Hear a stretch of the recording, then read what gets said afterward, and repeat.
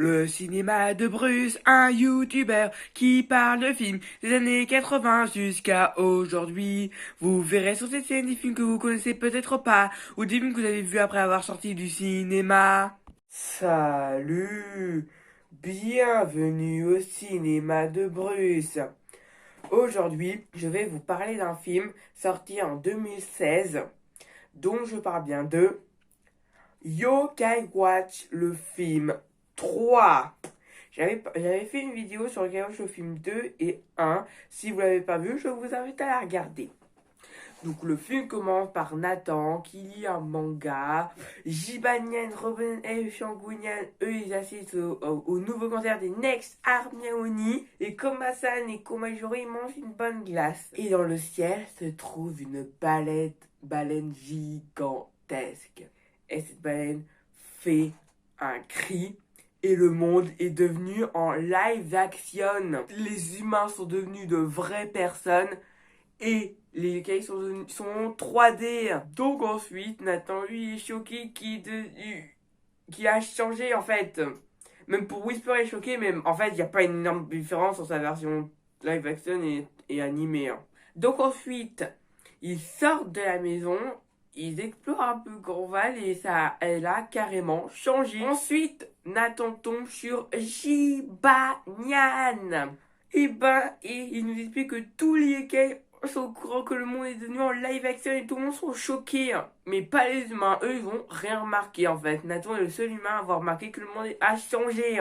Et eux, Whisper et Jibanyan ont une théorie ici. Si lui est le seul humain à remarquer que le monde est devenu en live action, c'est dit que lui, il aime bien les yokai et qu'il est devenu ami avec des centaines et des centaines. Voilà pourquoi il remarque que le monde est devenu en live action. Ça va être pour ça. Donc ensuite, ils continuent, ils vont aller chez Cathy pour voir à quoi elle ressemble en live action. Ensuite, ils vont à la galerie marchande où ils tomberont aussi sur Matt et Balèze.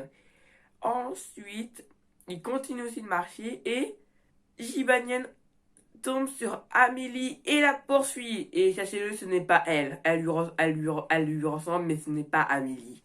Ensuite, Nathan retourne chez lui et il pense que c'est à cause d'un yokai si le monde est devenu en live action. Donc il utilise donc sa yokai watch de rêve pour trouver un yokai et il tombe sur un koala qui ne sait pas parler. Et donc vu qu'il pense qu'il n'a pas de prénom ce koala, Nathan décide de l'appeler ce koala Koala Nyan. Et non, et Koala Nyan, c'est pas genre, il est pas moitié un Jibanyan et moitié un koala, il est 100% koala. Il l'a appelé Koala Nyan, c'est juste parce qu'il porte un collier identique à celui de Jibanyan. Ensuite, vu qu'il pense que c'est à cause de lui, si le monde est en live action, il décide d'invoquer Totwi pour qu'il avoue la vérité. Donc il invoque avec sa yokai je rêve Totwi, qui ensuite il avoue Koala Nyan, sauf que, quel dommage, en fait, il a aucun secret intéressant, ce qui fait que Totwi, elle s'épuise. Elle part.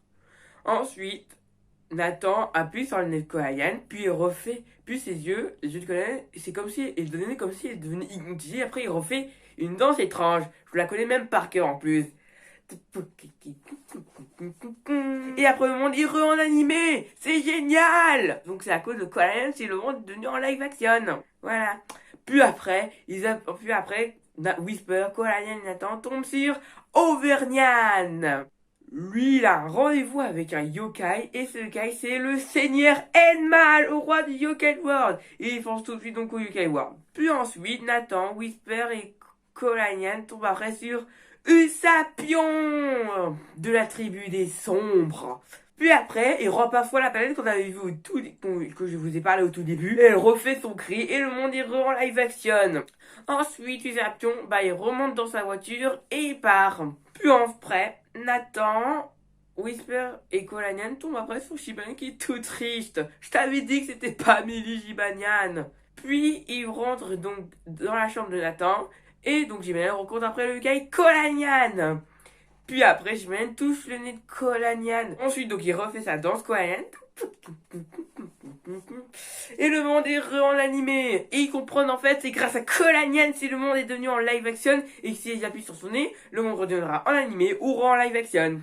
Donc ils utilisent les pouvoirs de Koala pour voir à quoi ça ressemble des poissons en live action. Ou même un plat, même de la soupe.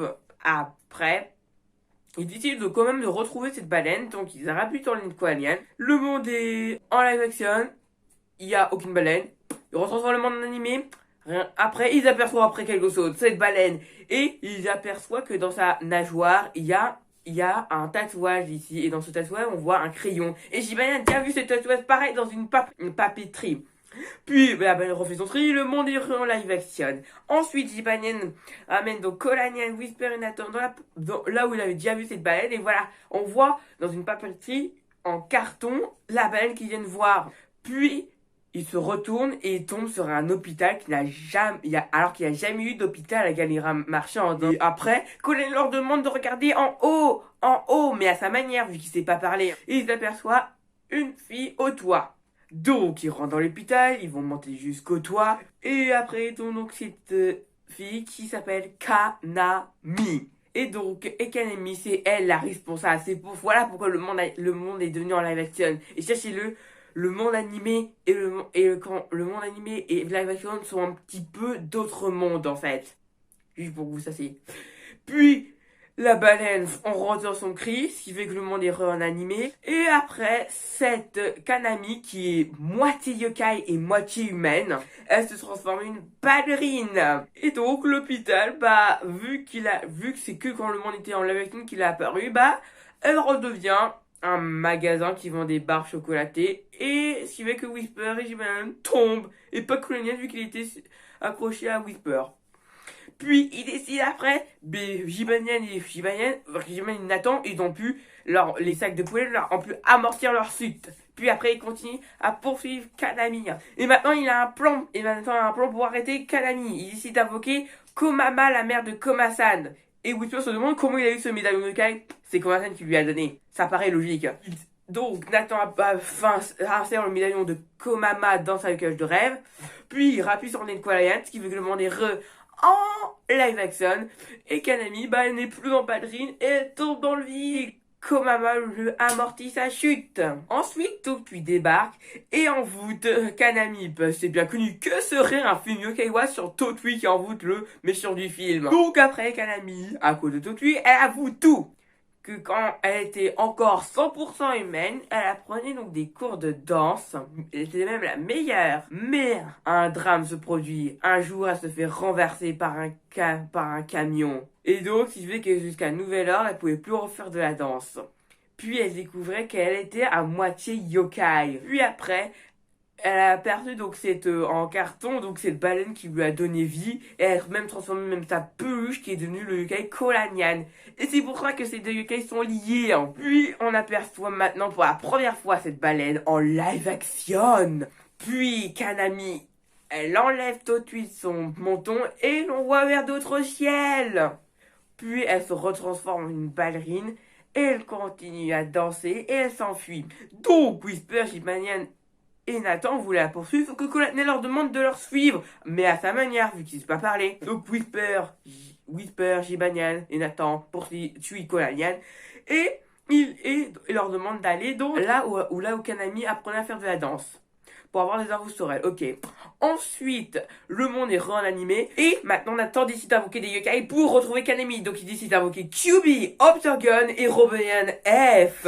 Puis après, Nathan, Whisper, Jibanyan et Koalayan demandent aussi à Shangunyan, Usapion et à Komasan aussi de les aider. Puis après, Optergun, il a retrouvé Kanami et grâce à un pouvoir de télépathie, je savais pas qu'il pouvait faire ça, Optergun, il prévient Nathan. Sauf que, pas de bol, Optergun s'est fait repérer et se fait attaquer. Puis les autres les rejoignent et après, elle a une aura maléfique apparaît et maintenant elle a une tenue tout noire et des ailes d'aigle.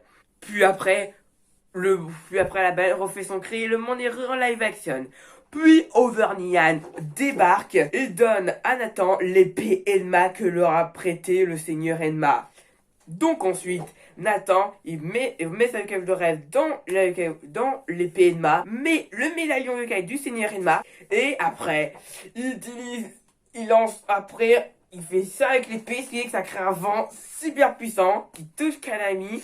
Et après, Nathan pense l'avoir vaincu, mais ne te réjouis pas trop tôt. Parce que tout ce que l'épée Enma a fait, c'est seulement d'enlever son énergie maléfique. et cet animal maléfique a fusionné avec la baleine Sylvie qui est devenu le yokai Ténorque. Et refait son cri et le monde est réanimé. Donc Shogunyan essaye donc de le affronter cette baleine, sauf qu'il échoue. Puis après c'est au tour de Kyuubi et Obtorgon qui essaient de l'affronter. Et ensuite, après, Obtorgon et Kyuubi se métamorphosent. Donc Kyuubi devient après le yokai Obscure Beat de la tribu des sombres. Et Obtorgon devient Lunox de la tribu des vaillants. Mais pas de bol, en fait, ils se sont fait avaler par Ténorque. Mais vous inquiétez pas, ils sont pas morts, hein. Il les a seulement avalés. La Ténorque, après, il avale aussi Shogunyan. Leurs meilleurs yokai se sont fait avaler.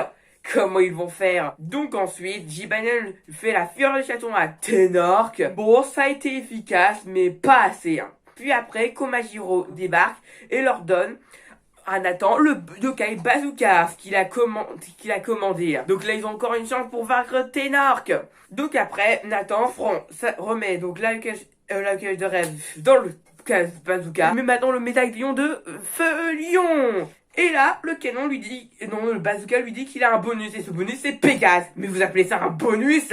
Donc après, il tire, et ce qui fait qu'il envoie à Ténorque un canon, un tir hyper puant. Ce qui fait que ça sent ultra mauvais.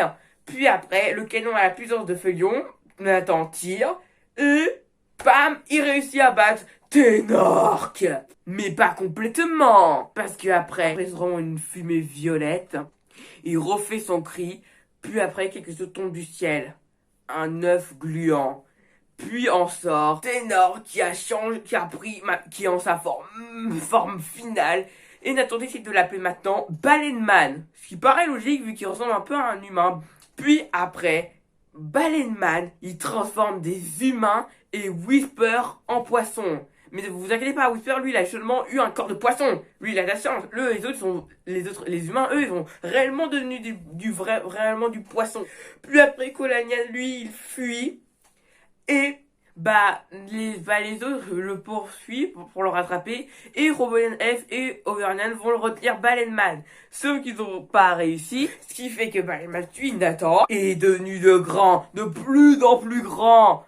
Donc après, Komasan et Komajiro, eux s'occupent de retrouver Kolanian, tandis que Jibanyan, Overnian et Robin F essaient de combattre Baleine Man, mais il est beaucoup trop puissant. Donc après, Usapion a une idée. Il a décidé de construire un tank, comme ça il pourra le battre. Mais vous êtes en live action et ça va te prendre 1 an pour construire ce tank. Donc Komasan et Komajiro rattrapent Kolanian, appuient sur son nez et le monde est réanimé. Et après, Usapion, en quelques secondes, réussit à construire le tank. Et ce tank, il réussit à battre Baleine Man. Sauf que Baleine Man, il se relève. Et pour commencer, il transforme le tank de Usapion en poisson. Et Komajiro et Kolanian. Et Komasan est tout triste. Il n'y a pas que ça. Vu que Kolanian est devenu un poisson, si Baleine Man transforme le monde en live action, ils pourront plus le retransformer en animé. Donc Baleine Man refait son cri. Donc ils vont devoir le vaincre en étant en live action, ok. Et Usapion a une autre idée. Il apporte une potion qu'avait créée Ariane. Et Rowan F a dit que ça leur va être utile. Donc il prend cette potion, il la boit, puis la tête de Rowan F, elle grossit. Puis il a Usapion, Overnian, Jibanyan et Komasan. Et après, Robin F se métamorphose et devient le yokai Robonian ultime de la tribu des costauds. Ensuite, Robonian ultime, il va dans le ciel et se métamorphose et il a 2 canons. Et à l'intérieur se trouvent Jibanyan, Komasan, Overnian et Usapion qui sont à l'intérieur de missiles. Donc après, Robonian il tire. Jibanyan, Overnian, Usapion et Komasan sortent des missiles et deviennent super puissants grâce à Robin Ultime. Et ensemble, ils réussissent à battre le yokai Baleine Man qui meurt. Et après, c'est le jour. Tous ceux qui ont été transformés en poisson ont pris leur forme. Obtorgon, Kyuubi, Shogunyan sont de retour. Et Kanami-san, elle a perdu ses pouvoirs yokai. Ça m'étonnerait. Puis, Kanami-san, elle comprend ses erreurs. Et après, elle retourne à l'hôpital. Elle appuie sur le nez de Kolanian. Elle le prend. Elles vont à l'hôpital.